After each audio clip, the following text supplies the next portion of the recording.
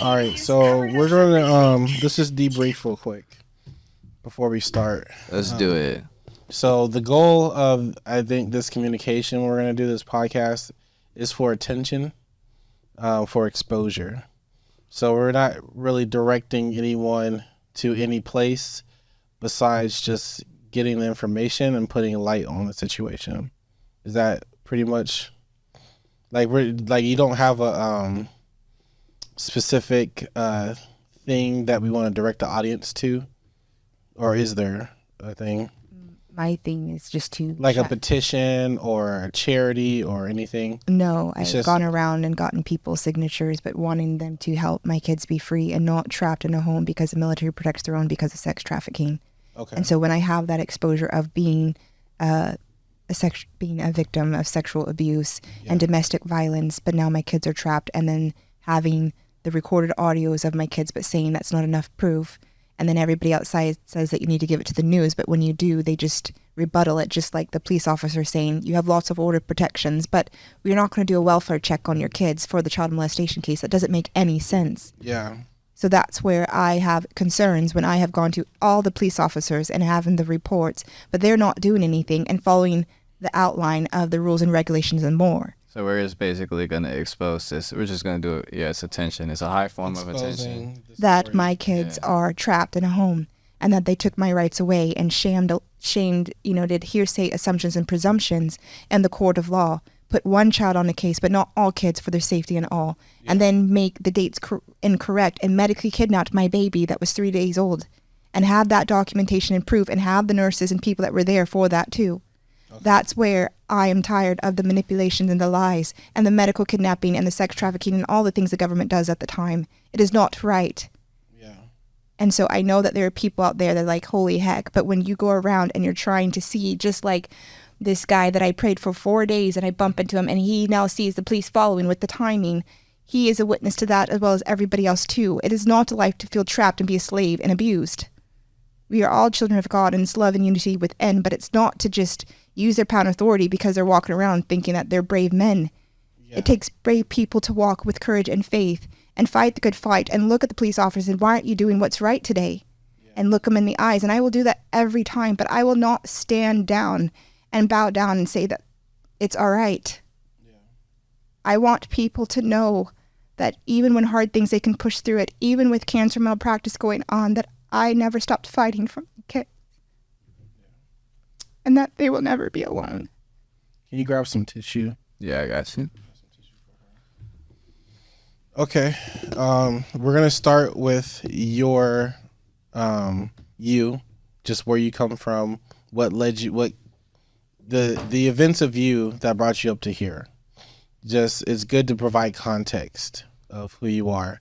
And then we're going to go right into the story. So, and you're taking segments and putting it together and posting it out. Is that correct? Correct. Okay. Yeah. So, I'm going to start by, I will also advise, don't share any, why did that cut off? Oh, your computer cut off. Okay. No. Whatever. Share, yeah, you don't bring the whole roll. You can just get a couple of squares off of there. Names. I won't expose any names at all. Yeah, don't put names.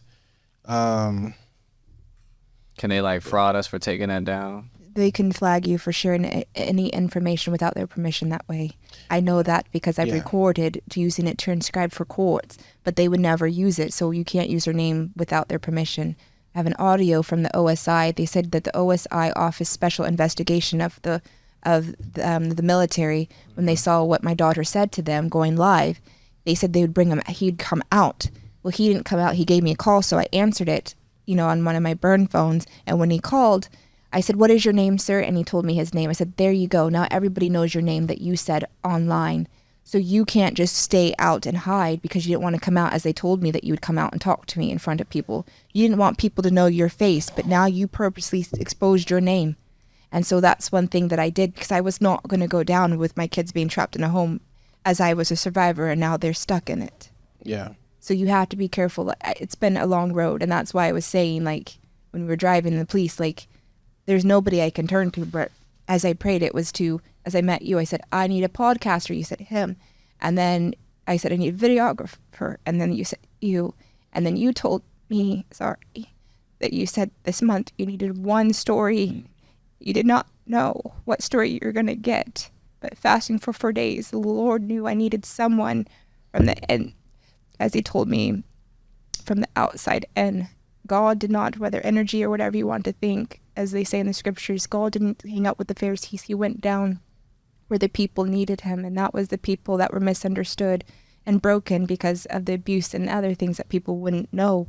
So I went down there to find, a specific attorney office that I was praying to go, and it kept leading me. But then I talked to the Jehovah Witnesses. It doesn't matter what faith, we're all connected as children of God that way. And then that's when I met you, and I talked to you about my story and showed you that. And then that's when I told you who I needed, and God provided. Because it's not just about me, it's about all God's children needing to be free. So I had to go out, to where he would be. And that's where the miracle came, as you got the information. And then today, who did he provide? An ABC News person that wants to shine light. And I have enough to show, but it's hard for me to expose it with the right people. But he gave me the right people that wouldn't back down, though.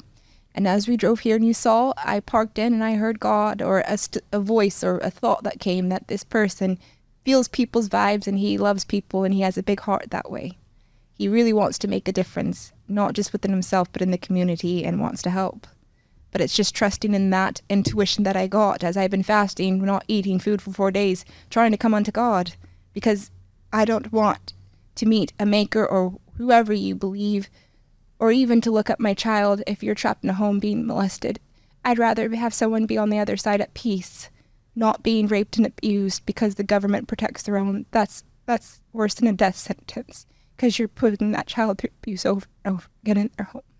And a home should be a safe place where you can trust and confide, especially being a foster parent in Arizona and a school teacher and helping everybody at the time. You don't go from a deployment and then come back and then say, she's crazy because I found out the truth like that. That is not right. And then to plant a plot and put me away for only 6 hours because I was taking anxiety and depression, medication that I've had all my life. But because I got information, they want to say I'm delusional or bipolar because I know the truth at the time. It's not right to convey or to false documentation and release it to their 309 squadron. It is not right to take my rights away and to do what they did to my kids. It's not right to take a week after I exposed that on Facebook to medically kidnap my baby. When they want to say hearsay and assumptions and presumptions, what they say that she was rushed out of the hospital and, she doesn't want to get, that is not right. No, you have over 30 days to turn in that birth certificate. You have a pediatric nurse with the audio on it that said that you don't have to give it right away. You can think of a name. You have plenty of time. And this court order, as she talks right here, and she was there when they did all this, it was all lies. She said that in that thing, that the documentation for the court for the DCS custody thing to ex parte removal of the kids, the dates were wrong. They said February. My baby was not born in February. She's born in March. And all the things that they said were all lies, as she was calling it out at the time, which doesn't make sense. And so when you have that, you have to redo it all over again, but they didn't. And I had all the evidence and all the things submitted, ready for my public defender to submit. It did not go to court. They dismissed it because they didn't want people to hear it. The jury, if people saw that I did a psych evaluation, I had a house, I had 2 jobs and everything so quick, when they did all this mess, because that God, just like I'm telling you how I met you guys and did it, he's in control, but they wanted to play their game. It was a setup. So my child is lost in the DCS system. My kids are stuck in a home as a judge was appointed over that case in the family case. So they're stuck with David, though. There's nothing I can portray. They can say whatever they wanted to say. But is that because the court said that you mentally could not have your children? Like there's a mental they said thing? They said when my child was removed from the hospital because she had breathing problems. Mm-hmm. I have pictures on this and audios. We were both seen for infectious disease. I have a parasite. They gave me that documentation when I went the next day with an audio. They said, we don't treat your disease. I said, how do you know you don't treat my disease? They have to do with, a sample and everything else. And you're turning me and my baby. And she was having breathing problems from, what was going on. So with that being said, when I brought her to the hospital, she was on 5 liters of oxygen. She was barely breathing. Yeah. The worst thing. Can you show us some of the audio from the hospital? It's the worst thing a mother would have to see and to go through. And so when they did that, they removed me from the hospital, as I have audios from the DCS, the whole entire thing, as they're asking questions about the investigating case with the police. And so I said, are we done? Because I would like to go see my child at the hospital. Like, you're drawing out this long drawn thing on me, but then during this child molestation case, you're not even interviewing that person, but you're making sure that I'm away. Yeah. So then when you're saying that to me, and then I go to my baby, and then you remove me from the hospital because I see that you didn't treat her for her breathing and other things. They removed me out of the hospital very quick. And when I was on the phone, I have documentation and audio. My friend drove down. She was there for the birth. She flew back, but they drove down the second 12 hours straight through with her and her husband to get my child out of the hospital. They removed my child within the 12 hours that quick and put my child in DCS. That's how bad they wanted to hide it. Yeah. And that's not right. So they wrote documentation like DCS, and they even talked to DCS prior to coming down when I left the hospital as they were trying to move me out. They told them that they could be there, to be foster parents or whatever to do because I have rights. I can give them. But they took that away, rushed me out, and took my child away too. So for their lie, as you said, about mental illness, they said when I left for the DCS case, they said, well, we can't see that it could be because she abused the child because she came in with with brain bleeds. I said, I have pictures of her and people there. She got stuck. And so in the canal for a long time, and her arm was blue, and had pictures of that at the time, and would never abuse my kid. And within the 3 days with her breathing problems and with infectious disease, you know what I mean? Like, this is what's going on. And so when I did that, they said, well, they talked to an attorney because I had someone from church. It was an attorney that knew my story. He reached out. And then he told me that DCS disclosed it was never about the abuse. It's about the mental illness. I said, what mental illness? That's the funny thing. That I've been honest and true, giving facts, dates, and times, and advocating for my kids and helping my kids at the time. But then when you come back and I'm exposing what my ex-husband does or the government and their falsified crap that they do, now you're going to blame it on mental illness. And that's something I found on the hotline too. Why do they deem everything on mental illness when it's been treated and documented, whether it's through the doctors of the paperwork that I have that I would give to people online, whether it's the audios of the documentation for court where the doctor says I met her husband and all these things, but you have the things that they planted a plot and falsified crap in the documents that they broke HIPAA laws, but they say to you, she's not telling her husband who the doctor is. But clearly this statement from the Mayo Clinic, which is the top chain, says I met her husband and he knows everything. That's where I question the authority in this, not even in this state, but to see the corruption run from place to place. Yeah. And that's where I don't feel safe, but most importantly, my kids don't feel safe because you took my kids, you took my rights, I exposed the truth, and you're trying to make sure I'm shutting up at the time. And I don't think anybody should walk around acting like this is okay to do right now. It's not a life to live. And what was it like when you were trying to contact the police about this? It was horrible. As I played the audio for you, and as he said, there's many order protections against. There's no reason to perform a welfare check on your kids. That in itself is heartbreaking, where I should be trusting an authority to protect my children. Do you mind showing us that audio for where they tried to halt you from trying to, Officer Terrell, describe Blake Target. Hi, I am trying to locate my kids. Okay.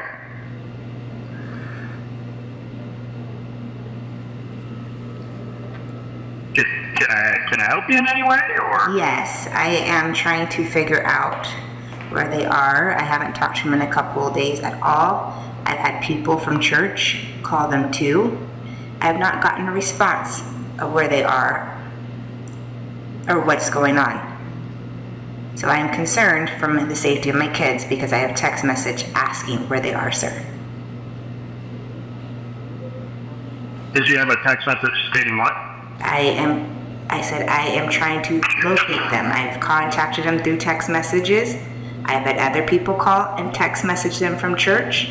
I have not heard from them from the past couple of days, sir. And I'm worried about my kids. Okay, I understand.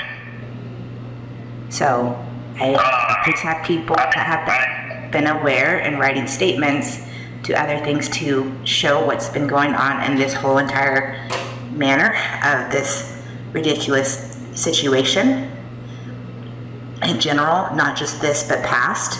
And I just want to make sure my kids are safe right now. Okay. So there's not a reason for me to go out to the house to ensure their safety. It seems like there's a lot of orders of protection that are in place. Between you guys. And this is something, can you hear me? There's some loud noises going on in the background. You said there's a lot of order of protection. That's where I have a concern about when they say there's a lot of order protections, but they don't want to perform a wellness check to check on my kids. And that's where I lack faith in the society to make sure they're safe within. He didn't even try to check. He just... There's even this part, this clip right here, towards the very end, he talks about. So that's what I have brought It's this to statement. my son that way. And then had other people's statements to use because they were the ones. That has nothing, one, they haven't made statements to me because I'm not an officer involved in that case. Okay? And two, there's no reason for you to believe today just because you have not received a phone call that grandmother is now assaulting that child again. I'm not saying that she is or she isn't, but when you go to the court of law and any judicial system, it is the history behind it, sir. And that's what they use. It is not today, it's not the rebuttal, it is the history. That is what court is about. It's the facts, the evidence, and the dates and times. So that's what I have brought into court and people online. So I am just letting other people know as they've seen this proof, the surprise police department, reports and everything too, and writing their statements. So I'm just letting you know I want to make sure my kids are safe, and I will call at 6 if I don't get a call. I hope someone will make sure that my kids are safe and not taken like the past history as they've done things and all. Okay. Is there anything else that I need to do? Sorry, people are at You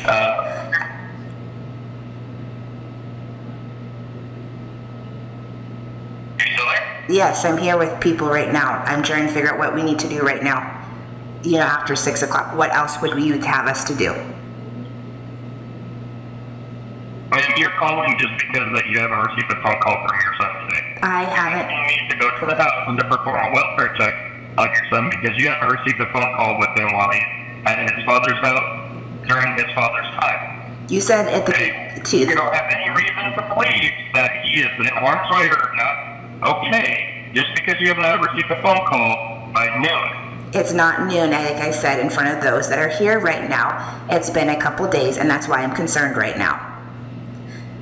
So I'm just, like I said, You didn't call yesterday. You didn't call yesterday asking for a welfare check on your son because you were concerned you didn't receive a phone call yesterday, but now you're calling today. I think because I had a baby and I called right afterwards and I called in the morning and I had people from church, I think that I had some leeway to do. And so with that being said, I had people calling for me, dude. And so when I have people in documentation of them call and that I call today for the after the third day and all, then I'm finally going to report because I don't want to say the first day you're being paranoid, of things that have been conveyed.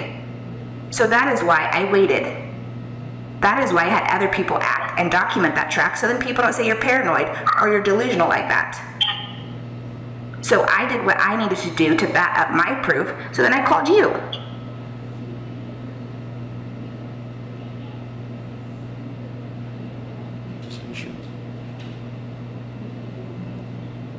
It's longer instead of it. Is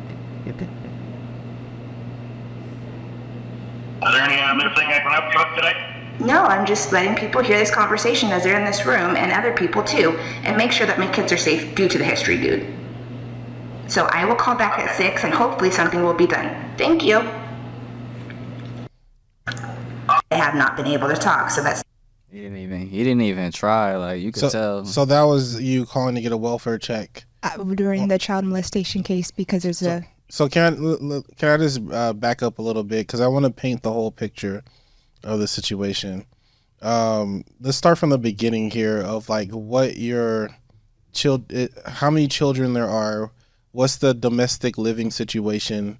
As I said, don't have to give names or what have you, but kind of paint a picture of the things leading up to this, and then we'll go more into the situation itself with your children, and then also the broader issue at large with how it's being handled. So can you just kind of tell us, leading up to this, maybe, how many children and, what the domestic situation is like? Prior to this moment? Yeah, prior to that phone call, prior to the maybe it sounds like your ex-husband, does he have custody of the kids? They made sure to give him custody. They made sure to remove the children quickly as possible. And before they did the ex parte removal, I said, what you're going to do is they wanted to do a 14-day and make sure the baby and Faith were someplace else but leave with my kids and his home, the other 3. And I said, what is that going to look like on the outside if I tell people on Facebook, you're going to make sure to take away my child to hurt me, and you're going to make sure the other 3 are with them? That's not going to look good on you when I post this. And she said, 1 second. And so that's when they did a DCS, ex parte removal. They said, we're going to do all the children. And then that's when I said, you're going to do all the children, then you're going to make sure that you put all the kids right back to him. And so that's what was crazy to see, is that everything I said was true, what they were doing. They wanted to do anything that they could to hurt me. So then when all this was going down, like I said, all eyes were on me during the removal of my child, which I only had for 3 days.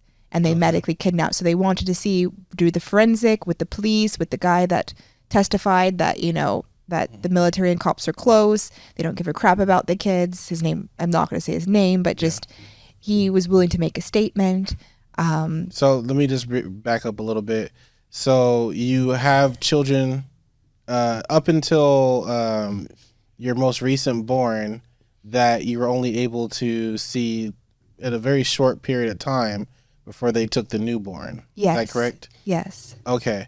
And then and that 5th child is not his. I was engaged with somebody married, and we ripped the papers as we talked. The attorney had that statement too, because there's 2 slips, so you were able to shred it. Does that make sense? And null and void, because it was not submitted to court. So then I had an order of protection against him because of the awful things that had happened. I even have his paperwork and his handwriting because he knew what my ex-husband did. So I was trapped in a home, trapped in another situation, which he knew what was happening because he saw it. He wrote it down, like, my ex-husband was doing this. This is what the military is doing. This is what he's seen. Like you saw today, like being followed, like he lived it. But then being trapped yet again and not getting the support. And then I got out of it quick. And then I reached out to him, not through phone, but through text message saying I'm pregnant, but not getting any notification though. And so when I have documentation from those outside saying that your ex-husband, as well as this person that you're carrying a child, are talking at the time, I don't trust that person, nor anybody would. And so when I went to court for this child, they said they lost a paternity test for 4 months. You don't lose a paternity test for 4 months. They delayed. So when I have all those things, I don't have faith in the system. And then when you have this audio right here, when you use all your money to do, this is where this bothers me, is this audio from this attorney right here. She says to me, but it's her theory, but I have the theory all outlined.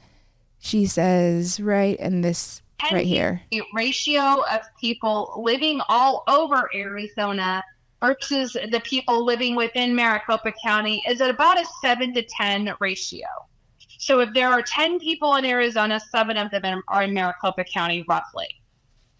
Maricopa County in Arizona has the highest rate of involuntary parent-child terminations in the nation. We lead the nation in the most dubious race possible. If you are Black or Latino, if you are non-white, you are doubly in danger of losing your parents. So they find any way to target you and take away your kids.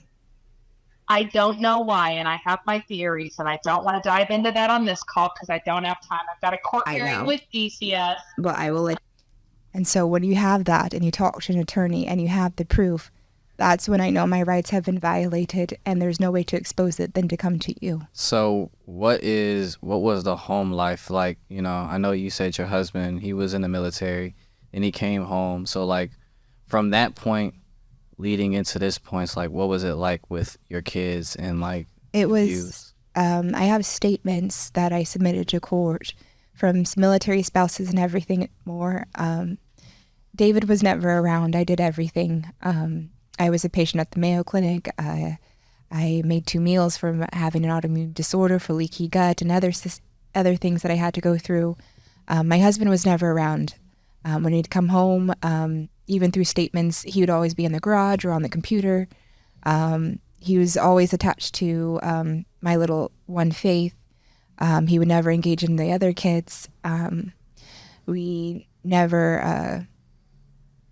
it was just me doing everything. It wasn't, it was just very quiet. The other things that I'm not going to say, nor is it appropriate to speak about, that's something no one should go through that way. And when did you start to find out that, you know, these things were happening with your children? I found out roughly after I was of domestic violence and sexual abuse, when I trusted in the system, but it failed. And when it went to military court and having proof that military court never closed and documentation from that email that I could give you guys, though, that there was nothing I can do. So then after I paid $20,000 to my attorney, which I have that proof, it didn't go to court. It went to mediation. And when they gave me $300 for 4 kids, I knew there was nothing else I could do. Like, who's going to bat to make sure my kids were safe? I have statements stating things that he did, of things I feel very uncomfortable saying at this time, but and notes that I would give to you to notate. And so when you go through all that and a person's very keen to a little one and uses 6 wipes on a kid very excessively, that's not right. And when you give that proof to the attorney, but she doesn't prove, and you get $300 when you made $2,500 every 2 weeks being E6 tech sergeant, you know something's wrong, especially those that were less rank and got more money for 2 kids when I had 4 in all. And so that's when I knew, like, who else can I trust? And when I trusted in the system, they didn't do anything at all. And you also had paperwork for that, right? Everything's always facts, dates, and times. Always. You don't want hearsay, assumptions, and presumptions. That's where the government can say and converse any little thing. But when I have pictures and dates and times and audios and things transcribed, that's where I want to make sure I'm shining truth and light. But when it's not used, that's where I have a concern, especially when I give all my money away and trust in somebody, but it doesn't go that way. And when you have those outside that have gone to the police department and have shared their testimony and still have that police case, which I have that disclosure to give to you guys, and they spoke that my daughter admitted that she touched her father, that's where I have concerns of that. Is where somebody witnessed that and said that, and they don't do anything, and they put it down until I posted on social media the second time. But this time she said that her dad took her innocence away. As I played that audio for you, that was very hard. Do you feel comfortable playing the audio now? Or would you Yeah, like to? that's fine.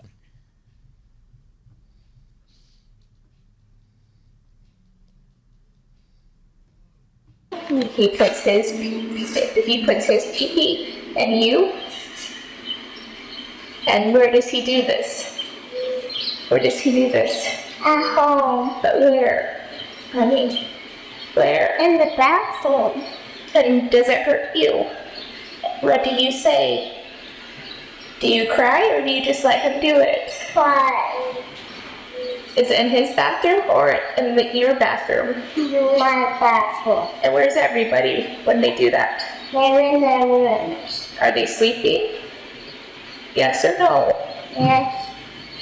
Okay. I think having enough of that, or pictures of a child being choked in a home, whether it's by her father or a young sibling but being neglected, though, but saying they won't do anything about that.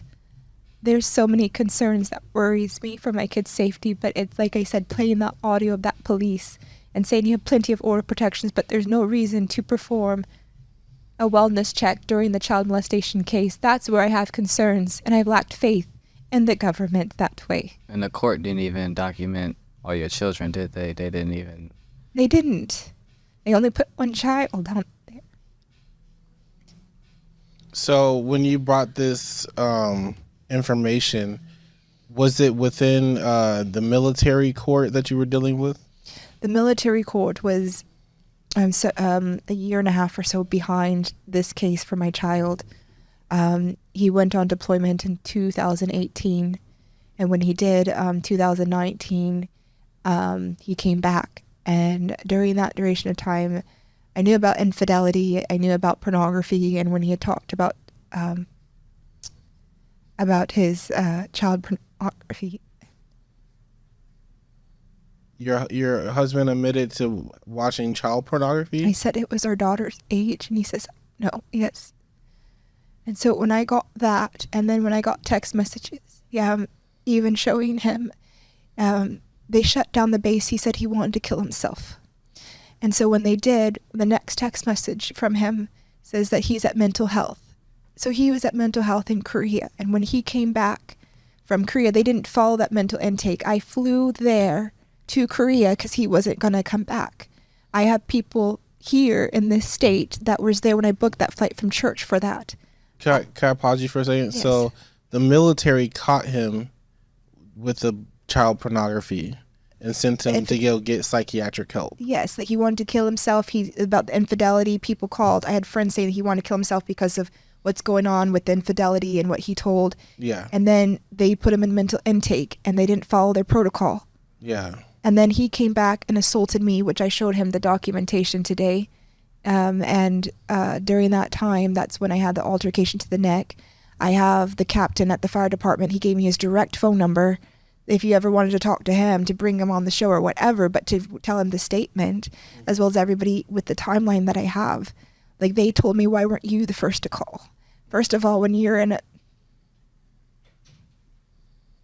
go through so much trauma, you don't think to call. You're sorry. No, it's no rush. Take your time. So I didn't call. It's not the first thing to think about at all. Yeah. So, sorry, I don't have all the papers and stuff with me, but I do have all the stuff to tell the story. So, take your time to gather yourself. From what I'm hearing, though, there is some negligence of people not taking the right actions to keep people safe. Like, the information, even from the first warning of your husband going into a psychiatric situation or mental, he's starting to hurt himself. That's the biggest flag of safety there. And it sounds like it wasn't handled correctly. After the military, did you bring this information to, like, the public court system? So after he assaulted me, and when that went down, I called an attorney, and he passed away. He was actually going to take this case, as just because he knew about some. Did he pass away of natural causes? Ew. The attorney? Yes, he had cancer. Okay. Sorry. I just gotta know, like, how some weird behind the scenes I type. don't know. But okay. He was a good person. He used to be military. Okay. I have much respect for him. He was the one that helped me adopt my little one who's subjected to the harm in the home that's 6. When after the assault that went down, I had somebody at the hospital with me for the altercation to the neck, as I showed you today. And that's when, during that duration of time, I called because he was government property. So, because he fled with the kids at the time. Yeah. And so he had to report back home with the kids with my my adoptive parents. It was from a toxic home to a toxic relationship. That's how I met him. And that's where I kind of did everything when you're in that kind of home, if that makes sense. So the public system as well as the military system in Arizona have been aware of your situation, of your abuse, of your child's domestic abuse, of their situation and how they've been living. You clearly have had evidence. You've shown, you've reached out. We've even heard that you talked to an officer and he neglected it. So from what we're seeing, you know, the system we have set out here is flawed. It has been negligent of assisting you and children on top of that. Like, that's terrible. And for everybody who watches this, you clearly see, like, when these things about child trafficking, human trafficking, like, all that stuff is real. These situations are real, and these scenarios are real. Like, this is happening to somebody out here, for those who don't believe it when people are trying to tell you. Yeah, we can definitely learn from the situation here.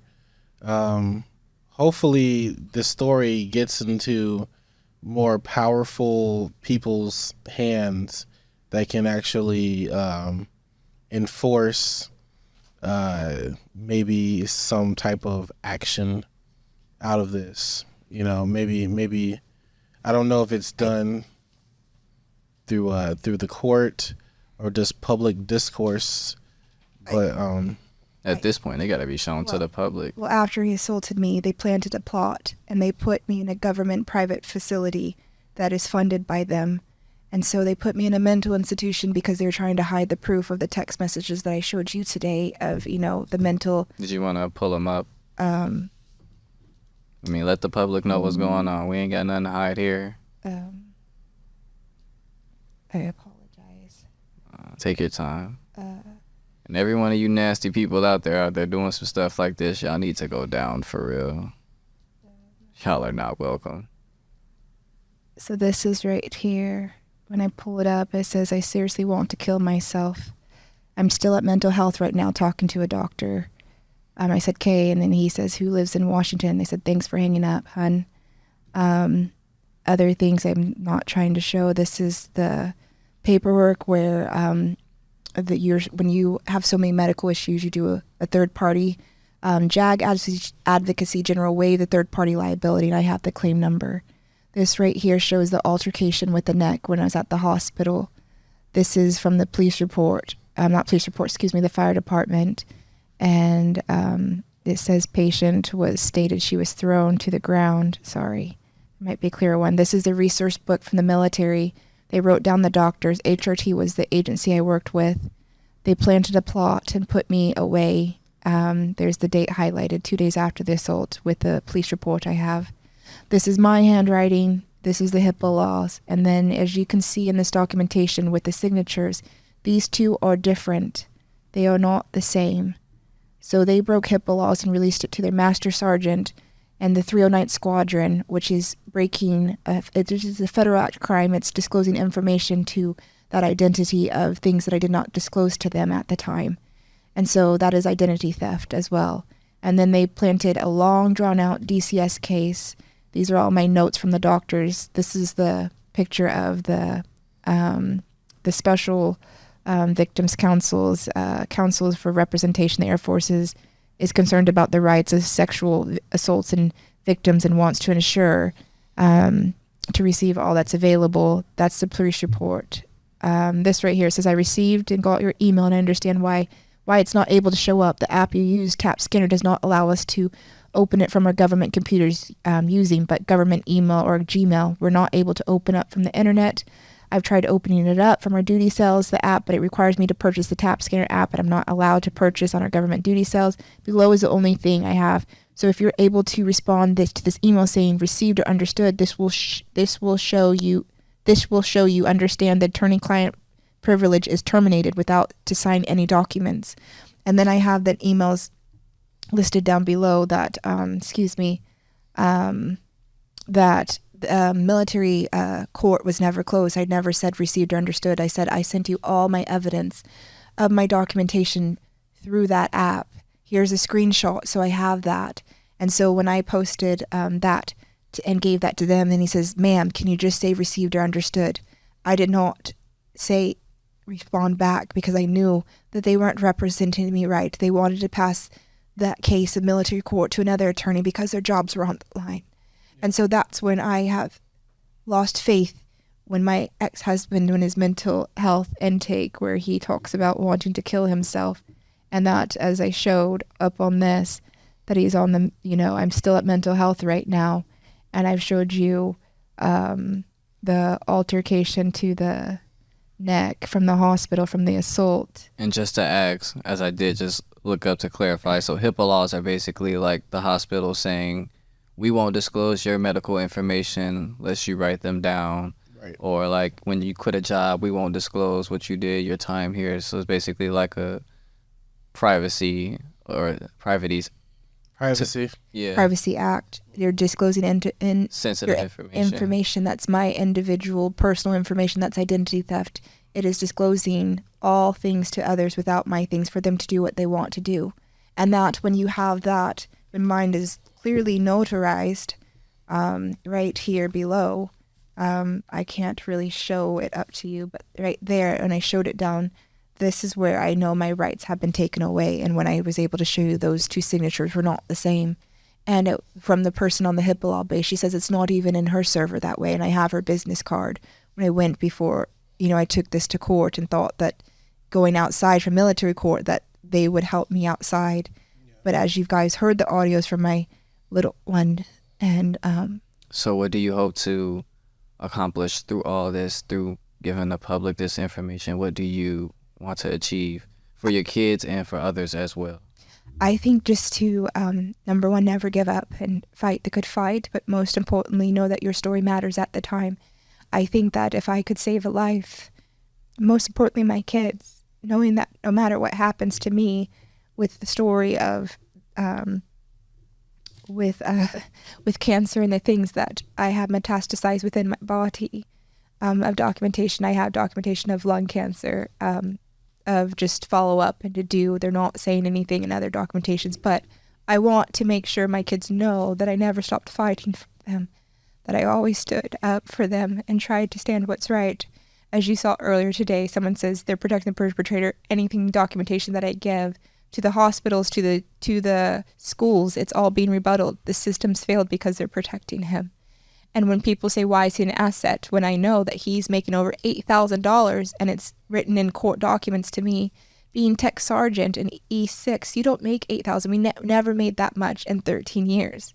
And so when I'm seeing he's making more above his pay grade and they're protecting him and making sure the kids are safe, that's when all questions have me question it.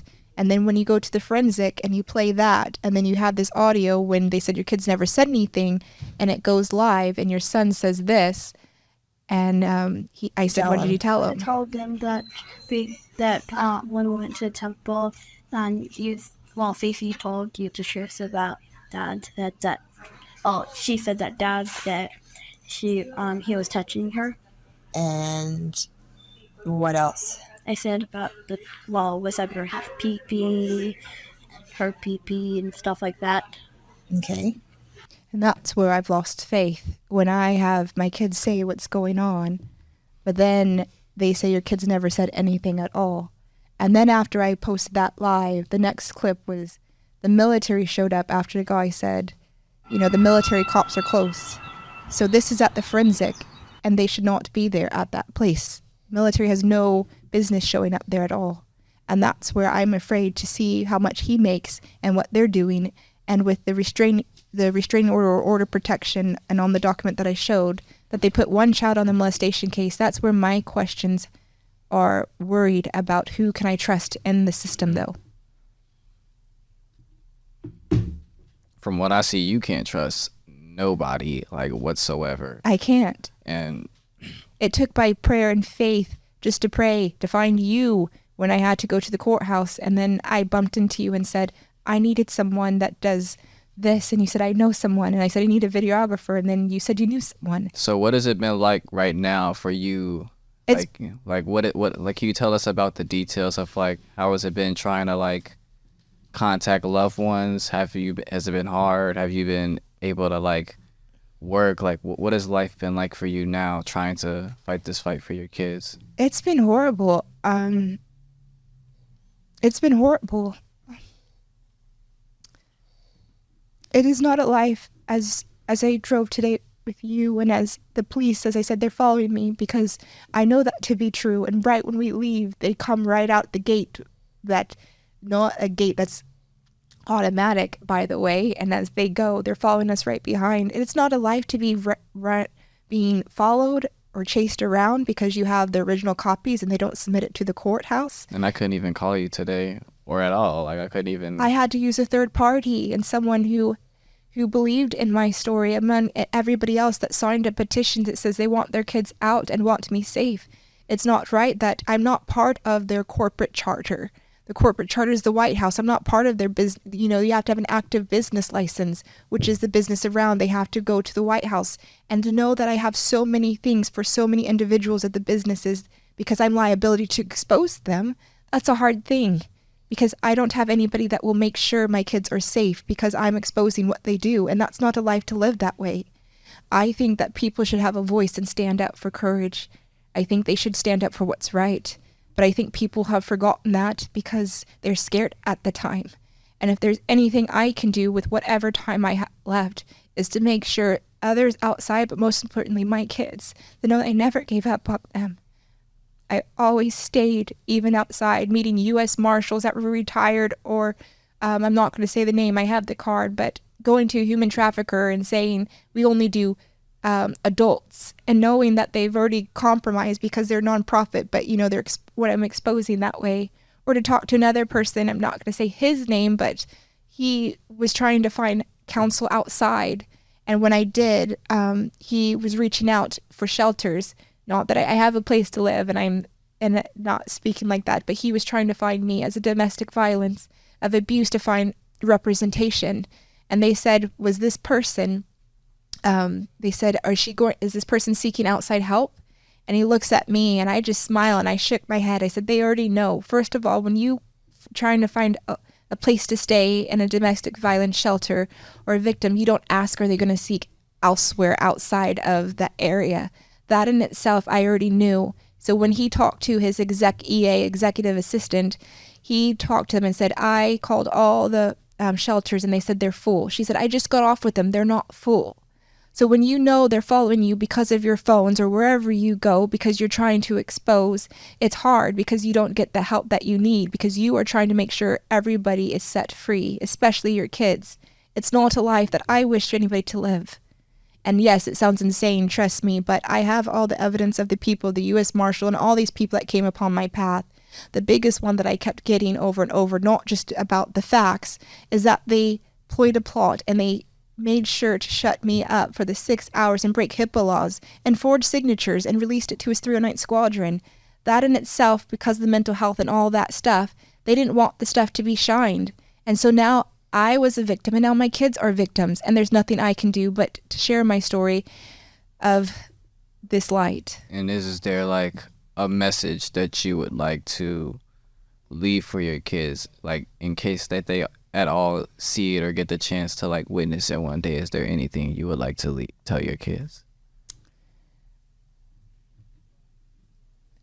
That their story matters, that no matter what, through the hard things that they have gone through, that to never give up. That in the end, the hardest thing to do is to stand up for faith and to continue to be you. That no matter where they go and no matter where they are, that their mom has always stood up, especially with Mother's Day being tomorrow. Sorry that I batted hard. That I will always bat hard for my kids and for those, because those, if you're a good person, you wouldn't ignore this stuff. And I don't ignore problems, especially things that have been wronged. I will always find a way to help somebody, not to ignore them at all. So I think that's the one thing I could say is just to remain faithful and true and to stand up for love and light as God or whoever, energy, whatever you want to believe, to provide in that way. And that's all I'd have to say. That was heavy, and thank you for being brave, coming here, sharing this with us. Is there anything else you think? I guess at this moment, folks, those of you watching the show, you might want to know, is there like a call to action, or is there something that you can do? And really the purpose we discussed before this was to bring attention to the situation itself. So word of mouth, tell a neighbor, tell a friend, anyone that is in the situation, something similar to it, share this episode with them. Let them know they're not alone. If you are a person of power that has influence politically, socially, economically, and you can move the needle in these situations, reach out and see how you can assist. Definitely don't ignore it. Like Fleek said, if you are somebody out there with a platform to say something, if you are somebody out there in a position, whether you're a lawyer, you're a congressman, you're somebody in a political space in Arizona, like, step up, do something, say something. Child trafficking is not okay. We all have siblings. We all have children. You know what I'm saying? So definitely, there's nothing wrong with stepping up, speaking up, sharing this, and bringing awareness, because this type of ish is messed up. It's like inhumane. And I'm sure we would all hate for our siblings or kids or anyone we know, period, to be in a situation like this. So. All right. Did you have anything else? Okay. Hopefully I'll live through it with my cancer before. That's all I want for Mother's Day is to see my kids. I know I don't have much time left. I have audios of me. I already have my will drafted up from the cancer and the malpractice going on. I know my finances are being tampered with. I mean, they already have audios. I didn't show you that, but it's very hard when they're messing with my numbers and you have documentation that is unavailable. They're messing with your finances where it's hard to provide when you do work, and they're changing stuff because it's in the corporation at the time. I don't care about money or anything like that. I just want to live as long as possible just to see my kids. But it's hard when you go around, and because the government is run, in a chain, and the FDA, which is the Federal, Food, Department Association, Drug Administration, excuse me. Yes. That's where you have friends that I've talked to today that they would testify as they've been in the hospital that they ignored me, or the audios didn't show, but I had, I had a referral for a specific disease, but they didn't treat me. They turned me away very quickly along with my baby. And that's where my fear is that I just want, before I go, I just want to see my kids. Mm-hmm. That's my worst fear, is going and them not knowing that I didn't fight. So that's why I fasted. I found you guys, and I just want to make sure that that they hear the story, because as I was told before it came, that my story matters, like everyone's story matters, and that everyone has a chance to share it if they aren't afraid. Definitely, we will share this story, and we will put it out. So, thank you guys for your time and for being a blessing in my life. Absolutely, fuck the government. Can I put my middle finger up on the camera? No, no, it's not. Oh, well, yeah, we don't like the government. All right. Hey, everybody. Thank you for watching the podcast. Make sure you like, comment, and subscribe, and come back for more episodes.